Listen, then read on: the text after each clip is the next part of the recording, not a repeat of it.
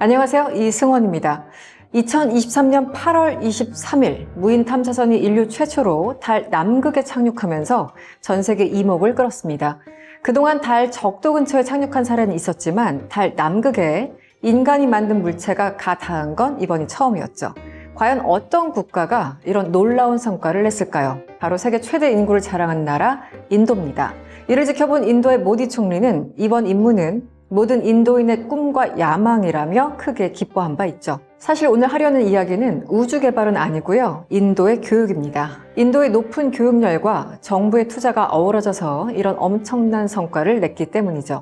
흔히 인도는 세계에서 천재가 가장 많은 나라로도 불립니다. 인구가 많으니까 당연히 천재도 많은 거 아닌가? 라는 생각이 들겠지만 조금은 다릅니다. 기회의 도시이자 전 세계의 인재들을 모두 빨아들이는 미국을 보면 이해가 빠를 겁니다. 미국에서도 다인종 다문화 지역인 실리콘밸리에서 유독 잘 나가는 사람들이 있죠. 바로 인도계 사람들입니다. 그냥 잘 나가는 수준이 아니죠. 우리가 아는 IT 기업들의 CEO 대부분은 인도계입니다. 예를 들어 볼까요? 마이크로소프트의 사티아 나델라, 구글의 선다 피차이, 어도비의 샨타누 나라엔, IBM의 아르빈드 크리슈나, 마이크론 테크놀로지의 산자의 메로트라, 유명한 사람들만 나열해도 이 정도고요. 미국 기업에서 인도계 CEO를 쓰는 것은 하나의 트렌드가 되는 분위기입니다. 샤넬의 CEO도 인도계 여성인 리나 나이르죠. 단순히 인구가 많아서 인재를 많이 배출했다고 하기에는 이상합니다. 오랫동안 최대 인구를 자랑한 중국과 비교해 보더라도 유독 인도계가 많은 게 사실입니다. 몇 년 전부터 인도에는 넥스트 차이나라는 꼬리표가 붙었었죠. 중국의 몰락을 예상하지 못했을 때 중국과 같이 고공성장할 다음 국가가 인도라는 뜻이었습니다.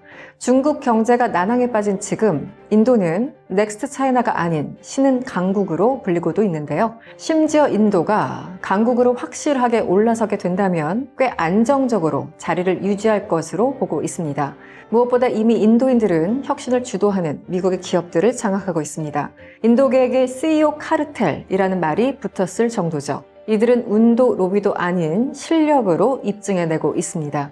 이 현상을 분석하는 사람들은 인도계의 힘이 교육에서 나왔다고 보고 있죠. 한국도 교육열 하면 지지 않는 나라지만 인도와 비교하면 귀여운 수준이라는 말도 나옵니다.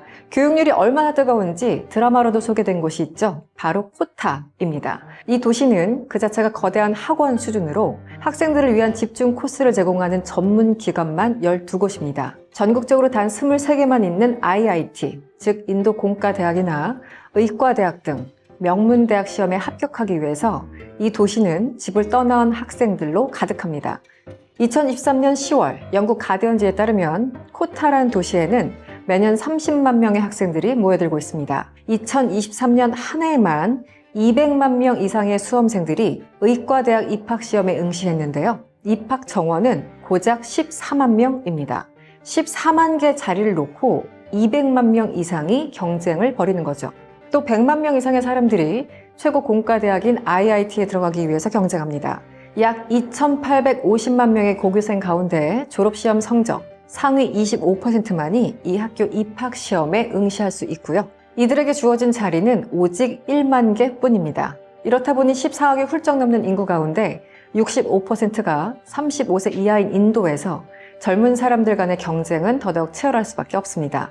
코타라는 거대한 학원 도시에서 하루 18시간 공부는 기본이고 2주마다 시험을 치르고 점수까지 공개합니다. 내 성적이 전부 공개되고 순위까지 보이기 때문에 정신적인 압박은 이루 말할 수가 없죠.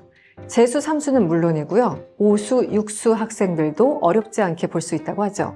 이곳에서 성적이 뛰어난 수험생은 거대한 광고판에 사진과 이력이 게재되고 일부 학원에서는 10만 루피의 상금, 2024년 3월 환율 기준 약 160만 원을 수여하기도 합니다.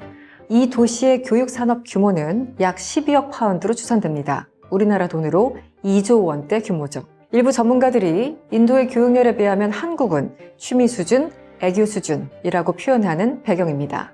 가디언지가 만난 19세 학생 쉬리 쿠마루 베르마는 많은 사람이 의사나 엔지니어가 되겠다는 꿈을 가지고 있고 그 꿈을 이루기 위해서 엄청난 고난을 겪는다. 코타에서 성공할 수 있고 완전히 무너질 수도 있다면서 전부 아니면 전무라고 했습니다. 얼마나 절박한지를 말해주고 있죠. 이 도시에 있는 라다 크리슈나라는 사원에는 입시를 앞둔 학생들과 가족, 친구들의 기도문들이 항상 빽빽하게 적혀 있는데요. 너무 많은 기도문들이 적히는 탓에 사원 관리자들은 2주마다 벽을 하얗게 칠해야 하는 상황입니다. 여기서 알 수 있는 것이 하나 있죠. 한국 교육과의 방향성 차이입니다. 최근 한국은 의대 천하라는 말이 붙을 만큼 최상위권 학생들은 너나 할 것 없이 모두 의대를 지원합니다. 이공계 학생들이 의대로 가는 의대 편중 현상이 과거보다 훨씬 심해졌죠. 자연과학과 공과 관련 학과에 입학한 학생들은 자신이 입학한 대학이 명문대학이라고 하더라도 반수에 재수 3수를 해서라도 의대에 가려고 합니다. 이공계 전멸, 지방의대, 서울대 공대, 당연히 지방의대. 천하의 서울대도 이탈률 50%, 학생들이 향한 곳은 의대. 아주 잠깐만 검색해봐도 넘쳐나는 기사 제목들입니다. 인도도 의대에 열광하는 것은 마찬가지이지만 최상위권과 진짜 천재들은 IIT 인도 공과대학을 지원합니다. IIT를 졸업한 학생들에게는 의대보다 훨씬 더 많은 기회가 열려있기 때문이죠. 오늘 이야기하는 인도 교육열의 원인이자 CEO 카르텔을 만들어낸 곳이라고도 볼 수 있습니다. 인도는 영국으로부터 독립한 이후 이공계 과학 분야를 키우는 것을 국가 목표로 세웠고 집중적으로 투자했습니다. 1950년대, 60년대에는 인도 정부가 주도해서 여러 교육기관들을 설립했었죠. 덕분에 인도는 전통적인 IT 강국으로 불려왔고 인도의 벵갈루루는 제2의 실리콘밸리로도 불리게 됐습니다. 인도 상징이자 인도의 천재들만 모인 인도공과대학은 세계에서 손꼽히는 학교가 됐죠. IIT에 떨어져서 미국 MIT에 간다라는 말이 나올 정도입니다. 치열한 경쟁률을 뚫고 교육받은 인재들은 다양한 분야에서 두각을 드러내고 있습니다. 실제로 인도 유니콘 기업의 절반가량을 인도 공과대학 출신들이 창업했죠. 2023년 기준 110여 개 유니콘 기업 가운데 68개가 IIT 출신이 주도한 기업들이었죠. 앞서 말한 CEO들 대다수도 인도 공과대학 출신들입니다. 교육열이 높은 이유는 예상대로 사회적 계급, 계층을 뛰어넘을 수 있는 가장 효과적인 방법이기 때문입니다. 우리나라도 개천에서 욕 나온다라는 표현처럼 자녀 교육에 모든 걸 쏟아왔었죠. 사실상 계급사회인 인도의 경우 구조적으로 더욱 교육열이 높을 수밖에 없습니다. CNN은 지난 2020년 인도가 이렇게 부상하는 이유를 9가지로 분석한 바 있습니다. CNN은 변화와 불확실성의 수용, 예상치 못한 상황을 예측하고 대비하는 능력, 다양성, 그리고 교육, 특히 STEM이라고 불리는 Science, Technology, Engineering and Mathematics 이 분야에 집중된 교육과 확률에 대한 믿음, 교육에 대한 열정적인 헬리콥터 부모, 진정성과 적응, 시간에 대한 개념, 그리고 능력주의 등을 인도계가 부상하는 이유로 분석한 바 있습니다. 참고로 지금 말씀드린 이 CNN 기사는 인도계 기자가 직접 썼습니다.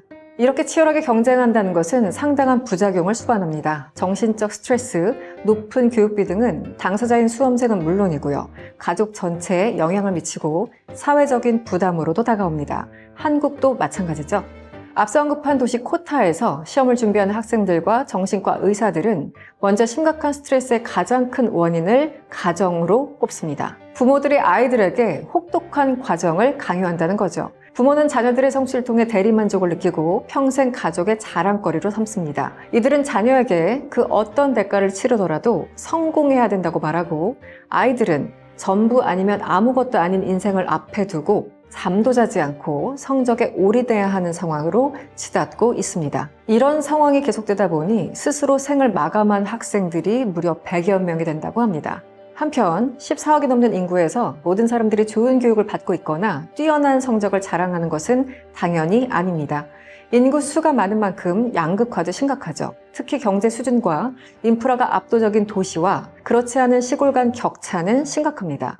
특히 코로나19 당시 부유한 가정들은 아이들을 교육시킬 수 있었지만 그렇지 않은 가정 혹은 지역에서는 교육의 기회가 제대로 주어지지 않았습니다. 인터넷을 연결할 수 없어서 온라인 수업조차 제대로 받을 수 없었던 거죠.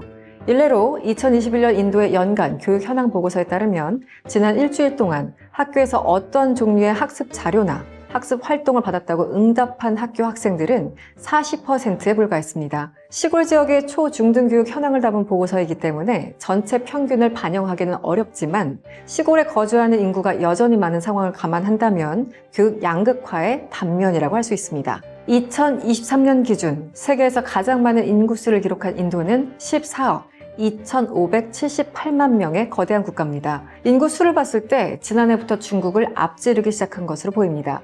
IMF에 따르면 2022년 인도의 GDP는 영국의 GDP를 넘어서며 세계 5위 경제 수준으로 올랐습니다. 10년 만에 세계 11위에서 5위로 수직 상승한 거죠. 이런 추세라면 인도의 경제는 2027년 세계 4위 규모로까지 성장할 것으로 보입니다. 인도는 외교적으로 비동맹, 중립 노선을 지켜왔기 때문에 모두와 친한 국가 혹은 그 어떤 나라와도 친하지 않은 국가로도 분류됩니다. 그동안 인도는 인구만 많고 여전히 부족한 것이 많은 개발도상국 이미지가 강했습니다. 심각한 경제적, 사회적 격차는 지금 이 순간에도 존재하는 게 사실이죠. 하지만 극단적인 양극화에도 불구하고 일부 계층의 학업적 성취와 과학, 정보통신 분야에서의 뛰어난 성과 등으로 국제사회에는 거대한 나라 인도를 주목하고 있습니다. 헬리콥터맘으로 불리는 부모와 학생들의 치열한 경쟁이 현재 인도를 한 발 한 발 성장시키고 있습니다. 지금까지 이승원이었습니다.